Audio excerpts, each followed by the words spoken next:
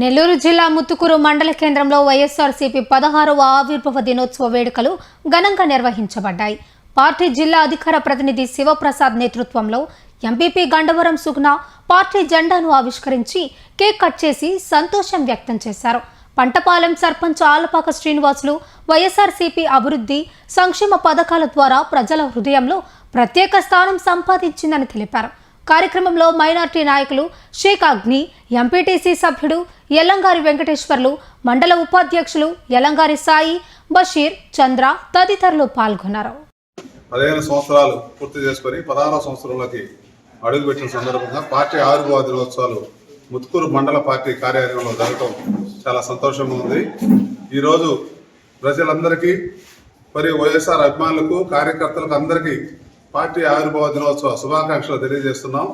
అలాగే గ్రామాల్లో జగన్మోహన్ రెడ్డి లేని లోటు స్పష్టంగా ఈ 2 సంవత్సరాల కాలంలో ప్రజల్లో అర్థమవుతుంది.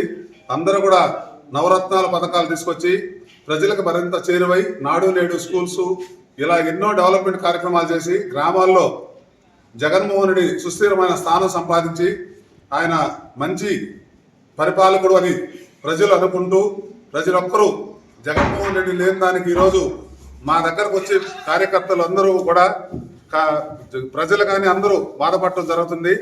ఈ 16వ సంవత్సరంలో అడుగుపెట్టిన సందర్భంగా మన కాకాణ గోవర్ధన్ రెడ్డి, మెస్టా విష్ణువర్ధన్ రెడ్డి నాయకత్వంలో గ్రామాల్లో జరగబోయే స్థానిక సంస్థల ఎన్నికలన్నింటిలో అత్యధిక సీట్లు గెలిపించి జగన్మోహన్ రెడ్డికి కానుకగా ఇవ్వాలని చెప్పి కోరుకుంటూ ఈ అవకాశం కల్పించిన ప్రతి ఒక్కరు ధన్యవాదాలు తెలియజేసుకుని సెలవు.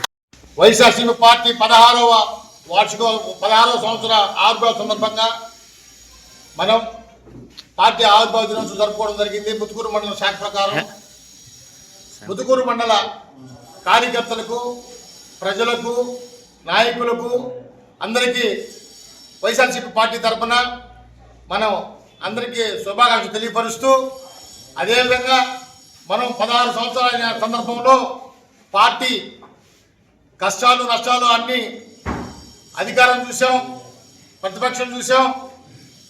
ప్రజలకి ప్రతిపక్షంలో ఉన్నప్పుడు ఏ విధంగా మనం ప్రజల యొక్క గొంతుని మనం చూపించామో, అధికారం వచ్చిన తర్వాత సంక్షేమ పథకాల విధానంలో మన రాష్ట్ర ముఖ్యమంత్రి, మాజీ ముఖ్యమంత్రి శ్రీ జగన్మోహన్ రెడ్డి గారు ప్రజలకి ఎంతవరకు సేవ చేయాలనేది తెలియపరచడం జరిగింది.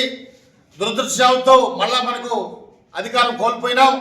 ఈసారి రాబో రోజుల్లో వచ్చే 2029లో ఖచ్చితంగా మళ్ళా జగన్మోహన్ పరిపాలన కోరుకుంటున్నారు ప్రజలు. కాబట్టి అందరూ ఒకసారి కార్యకర్తలు, నాయకులు, ముఖ్యులు అందరూ కలిసి మనం ముఖ్యంగా మన పార్టీని అధికారం తీసుకొచ్చుకొని జగన్మోహన్ రెడ్డి గారిని ముఖ్యమంత్రి చేసుకోవాలని కోరుకుంటూ, ప్రజల యొక్క ఆశలు ఆశయాలు నెరవేర్చే విధంగా మన ముఖ్యమంత్రికి ఆ దేవుడు ఆయురారోగ్యాన్ని ఇవ్వాలని కోరుకుంటూ, మాజీ ముఖ్యమంత్రి గారికి ఆశీస్సులు ఇవ్వాలని కోరుకుంటూ సెలవు తీసుకుంటున్నాం.